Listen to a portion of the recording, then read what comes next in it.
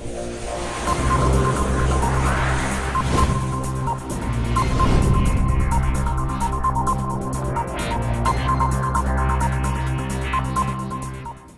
Friends, welcome back to another video from Piyush Namdev pharma tutorial. दोस्तों, video देखने से पहले अगर आपने मेरे चैनल को सब्सक्राइब नहीं किया है तो नीचे दिए गए रेड बटन को प्रेस कीजिए और बेल आइकन को दबाइए लेटेस्ट फार्मेसी वीडियो सबसे पहले देखने के लिए। तो देर किस बात की, चलिए शुरू करते हैं। आज के इस चैप्टर में हम पढ़ेंगे आईपीसी यानी इनऑर्गेनिक फार्मास्यूटिक केमिस्ट्री का एसिड, बेस एंड बफर। इस चैप्टर में हम जानेंगे एसिड के बारे में, बेस के बारे में और बफर सॉल्यूशन के बारे में। तो फ्रेंड्स, एसिड और बेस के बारे में अलग अलग वैज्ञानिकों ने अपने अलग अलग सुझाव दिए। तो इन थ्योरी या कॉन्सेप्ट को जानने से पहले हमको ये जानना होगा कि एसिड क्या होता है और बेस क्या होता है। तो सबसे पहले आपको बता दें कि जो एसिड है pH लेस देन 7 यानी pH वैल्यू 7 से कम है तो वह एसिड है। And asset turns blue litmus paper into red, कि जो एसिड है वो ब्लू लिटमस पेपर को रेड में कन्वर्ट कर देता है। अब हम इसके टेस्ट की बात करें तो एसिड का टेस्ट सॉर होता है यानी खट्टा। ये तो हुआ हमारा एसिड। अब हम बेस की बात करते हैं। pH value more than 7 and base turns red litmus paper into blue, यानी जब हम किसी सब्सटेंस को रेड लिटमस पेपर पर डालते हैं तो अगर वह रेड से ब्लू में कन्वर्ट हो जाता है तो उस सब्सटेंस की प्रॉपर्टी होगी बेसिक। आगे हम बात करें तो बेस का टेस्ट बीटर यानी कड़वा टेस्ट होता है। ये तो हमने बात कर दी इस चैप्टर के बेसिक इंट्रोडक्शन की। अब हम बात करते हैं अपने मेन टॉपिक के बारे में, यानी एसिड बेस कॉन्सेप्ट के बारे में। एसिड बेस कॉन्सेप्ट ये कहता है कि कैसे आप पहचानेंगे कि कोई कंपाउंड जो आपको मिला है वो एसिडिक है या बेसिक है। तो एसिड बेस कॉन्सेप्ट के लिए 3 अलग अलग साइंटिस्ट थे, उन्होंने 3 अलग अलग कॉन्सेप्ट दिए थे। पहले साइंटिस्ट ने दिया था आरएनएस कॉन्सेप्ट, दूसरे साइंटिस्ट थे उन्होंने दिया ब्रॉन्स्टेड-लोअरी कॉन्सेप्ट और तीसरे थे उन्होंने दिया लुईस कॉन्सेप्ट। तो सबसे पहले हम आरएनएस कॉन्सेप्ट की बात करते हैं। आरएनएस कॉन्सेप्ट में इन्होंने बात किया एक्वस सॉल्यूशन के लिए, कि कोई भी सैंपल हमारे पास है जिसको हमें पहचानना है कि वो एसिड है या बेस है, उस सैंपल को ले लो और पानी में घोल दो, इनका मानना था। इन्होंने क्या किया दोस्तों कि मान लो कि हमारे पास कोई कंटेनर है, इसके अंदर वाटर भरा हुआ है, दिस इज़ द वाटर। उन्होंने बताया कि ये हमारा सैंपल है जिसको हमें चेक करना है कि एसिड है या बेस है।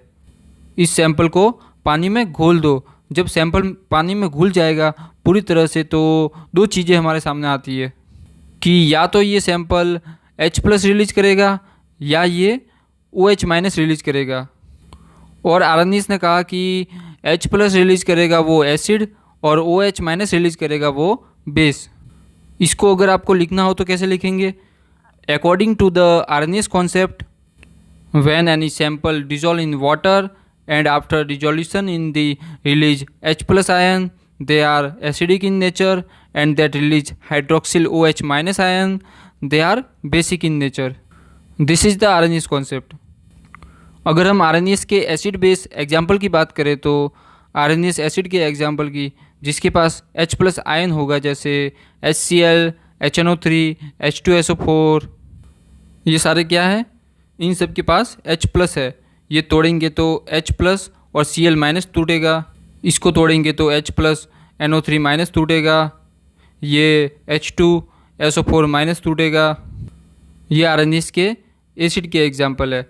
बेस के एग्जाम्पल की अगर हम बात करें तो जैसे NaOH, KOH, MgOH whole twice, CaOH whole twice, जिसके लास्ट में हाइड्रोक्सिल आयन लगा हो, वो सारे आरएनएस के हिसाब से बेस है। इसको अगर हम तोड़ेंगे तो Na+ OH- टूटेगा, K+ OH- टूटेगा, Mg+ OH- टूटेगा, Ca+ OH- टूटेगा। ये आरएनएस के बेस के एग्जाम्पल है। अब आपको समझ में आ गया होगा कि what is the Arrhenius concept, कि मान लो कि हमारा कोई सैंपल है, उसको हम पानी में घोलते हैं तो H+ आयन रिलीज करेगा तो एसिड और OH- रिलीज करेगा तो बेस। और आगे हम आरएनएस कॉन्सेप्ट की कमी की बात करें तो ऐसे बहुत से पदार्थ थे जो पानी में नहीं घुलते और पदार्थ पानी में नहीं घुलते तो उसके लिए एसिड बेस कॉन्सेप्ट बताना मुश्किल था। किसके हिसाब से? आर्हेनियस के हिसाब से। यानी इसकी लिमिटेशन क्या हुई? This theory does not explain acidic and basic properties of substances in non aqueous solution. और इस कमी को दूर करने के लिए बाद में आए ब्रॉन्स्टेड लोरी। इन्होंने अपना कॉन्सेप्ट दिया, ब्रॉन्स्टेड लोरी कॉन्सेप्ट। अब हम बात करते हैं ब्रॉन्स्टेड लोरी कॉन्सेप्ट की। ब्रॉन्स्टेड लोरी का कहना था कि हम कोई सैंपल लेते हैं और उसको नॉर्मली तरीके से रख देते हैं। अब इसके ऊपर से हाइड्रोजन गैस पास कराएंगे, H2 गैस हम पास करेंगे। तो इस सैंपल के ऊपर से अब क्या होगा कि दो चीज़ें हो सकती है। या तो ये सैंपल हाइड्रोजन आयन यानी इसको प्रोटॉन आयन भी कहते हैं, उसको एक्सेप्ट कर लेगा। यानी जो गैस हम पास करा रहे हैं उसमें से कुछ आयन यानी प्रोटॉन आयन H+ ये सैंपल सोख लेगा, यानी कुछ H+ आयन यानी प्रोटॉन आयन को ये एक्सेप्ट कर लेगा, और या फिर ये H+ आयन को डोनेट करेगा यानी रिलीज करेगा। यानी क्या होता है कि हम H2 गैस पास कराते हैं तो हो सकता है ये कुछ हाइड्रोजन आयन को अपने अंदर खींच ले, या फिर हो सकता है कि कुछ हाइड्रोजन आयन को ये अपने अंदर से भी निकाल दे। अगर ये दो केसेस की बात करें तो इसमें घुलने वाली तो कोई बात है ही नहीं। तो उन्होंने कहा कि H+ रिलीज करेगा वो एसिड। और अगर इसके एग्जाम्पल की बात करें तो आर्हेनियस का एसिड और ब्रॉन्स्टेड लोरी का एसिड दोनों का एग्जाम्पल कॉमन है, बिकॉज H+ यहाँ पर भी रिलीज़ हो रहा है और H+ आर्हेनियस के एसिड के एग्जाम्पल में भी रिलीज़ हो रहा है। देन आर्हेनियस और ब्रॉन्स्टेड लोरी का एग्जाम्पल कॉमन है। तो वह एग्जाम्पल क्या था? HCl, HNO3, H2SO4। HCl इसको तोड़ेंगे तो H+ और Cl- टूटेगा, HNO3 H+, NO3-, H2SO4 H2SO4-।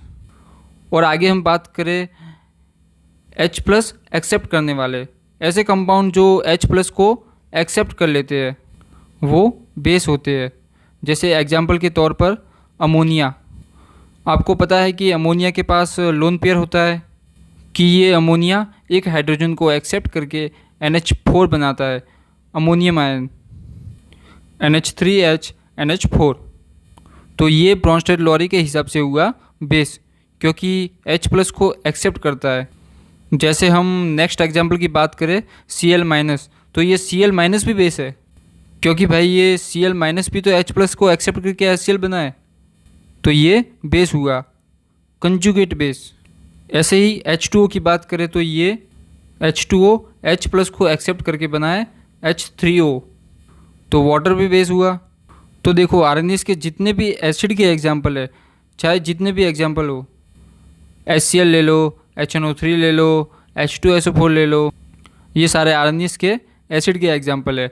अगर इनके अंदर से H+ निकाल दो, H+ निकालेंगे तो यहाँ माइनस, यहाँ माइनस, यहाँ भी माइनस, तो जितने भी एसिड के H+ निकालने के बाद जो आयन बचता है ये ब्रॉन्स्टेड लोरी के हिसाब से बेस है, क्योंकि ये H+ एक्सेप्टर होते हैं। और इसे इन्होंने डायरेक्ट बेस नहीं कहा, इन्होंने इसका नाम रखा कंजुगेट बेस, क्योंकि ये भी बेस ही तो है। इसको H दे दो तो HCl बना लेगा, इसको H दे दो तो HNO3 बना लेगा, और उसको H दो तो H2SO4 बना लेगा। यानी जो आयनिक कंपाउंड होते हैं जो H+ को एक्सेप्ट करते हैं वो बेसिकली कंजुगेट बेस होते हैं। तो समझ में आ गया होगा कि ब्रॉन्स्टेड लोरी के हिसाब से कौन एसिड और कौन बेस। इसको अगर हम एक डेफिनेशन के ज़रिए समझे तो according to Lowry acid base concept, when we pass hydrogen gas over the sample, this sample will accept and release hydrogen ion H+, then we will get another acid or base. And he said that acid is a proton donor and base is a proton acceptor. Release H+, acid, accept H+, base. An acid after relieving and donating a proton H+ from conjugate base HCl, H+ and Cl-. This is the conjugate base. And base after accepting a proton from a conjugate acid, for example H+ और Cl-, ये क्या बनाता है? HCl. This is the conjugate acid.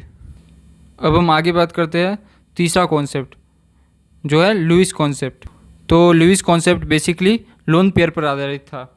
तो समझते हैं lone pair क्या होता है। If electron remain without bond it is called lone pair. जैसे हमको पता है कि नाइट्रोजन है, नाइट्रोजन के बाहरी कक्षा में कुल 5 इलेक्ट्रॉन होते हैं। अब कोई भी कंपाउंड बॉन्डिंग कब तक करता है, जब तक कि उसका ऑप्टेन पूरा ना हो। जब ये नाइट्रोजन किसी एक के साथ रिएक्शन करेगा तो इसका 5 का 6 हो जाएगा, दूसरे के साथ करेगा तो 5 से 7 हो जाएगा, और तीसरे के साथ करेगा तो 5 से 8 हो जाएगा। यानी 3 इलेक्ट्रॉन इसके बाहरी कक्षा में थे और एक एक से शेयर करके 8 पूरा कर लिया। अब इसको किसी से रिएक्शन करने की इच्छा नहीं है क्योंकि इसका ऑप्टेन पूरा हो गया। अभी भी इसके पास 2 इलेक्ट्रॉन बचे हैं।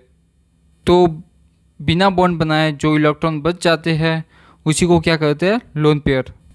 कोई भी कंपाउंड जो बिना बॉन्ड बनाए यानी अष्टक भी पूरा हो जाए, कंपाउंड स्टेबल भी हो गया, बट इसके पास जितने भी इलेक्ट्रॉन बचे हुए हैं यानी पेयर के रूप में, जिसे हम क्या बोलते हैं, लोन पेयर।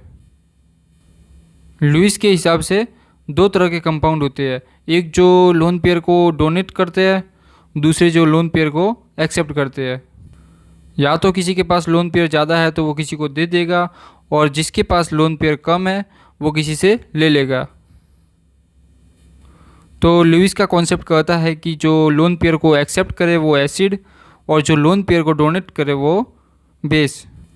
तो लुईस का कॉन्सेप्ट क्या कहता है कि according to the Lewis concept those compound which donate the lone pair of electron they are base, and which compound accept the lone pair of electron they are acid. अब हम इसका example देख लेते हैं। इसका एग्जाम्पल है NH3 और BF3। NH3 और BF3 ये दोनों अलग अलग कंपाउंड है। और बोरॉन के आउटर कक्षा में कितने इलेक्ट्रॉन होते हैं, 3। अब तीनों ने फ्लोरीन से रिएक्शन किया तो ये 3 और 3 हुए 6। अभी भी इसका अष्टक पूरा नहीं हुआ क्योंकि अष्टक पूरा करने के लिए 2 इलेक्ट्रॉन और चाहिए। अब नाइट्रोजन की बात करें तो इसके पास 5, 3, 8 पूरे इलेक्ट्रॉन है। इस कंडीशन में BF3 को लोन पेयर की ज़रूरत है। अब देखो अमोनिया लोन पेयर दे रहा है तो ये हमारा बेस हो गया, और ये BF3 लोन पेयर ले रहा है, देन ये हमारा एसिड हो गया। और ये जो दिखावे के रूप में लोन पेयर दे रहा है जिसे हम क्या कहते हैं, क्वांटिटेटिव बॉन्ड, कि जो एरो होता है वो क्वांटिटेटिव बॉन्ड को दर्शाता है। यानी किसी भी कंपाउंड का लोन पेयर परमानेंट नहीं होता। ये हमारा पूरा का पूरा कॉन्सेप्ट हो गया एसिड बेस का। और नेक्स्ट लेक्चर में हम बारी बारी से इसके कंपाउंड के बारे में पढ़ेंगे, जैसे कि boric acid, calcium hydroxide, hydrochloric acid, sodium hydroxide और बफर सॉल्यूशन के बारे में। आई स्वेयर आपको क्लियर हो गया होगा। दोस्तों अगर आपको ये वीडियो अच्छी लगी हो तो ज़रूर शेयर कीजिए अपने फ्रेंड्स के साथ। अगर आप इस चैनल पर नए आए हैं तो प्लीज़ चैनल को सब्सक्राइब कीजिए। मैं इसी तरह की और वीडियो आपके लिए लाता रहूँगा। वीडियो के नीचे रेड कलर का बटन दिया हुआ है जिस पे क्लिक करके आप चैनल को सब्सक्राइब कर सकते हैं। ये सब्सक्रिप्शन बिल्कुल फ्री होता है। देन अगर आपका कोई भी सवाल या सुझाव है तो नीचे कमेंट बॉक्स में आप हमसे पूछ सकते हैं। Thanks for watching this video.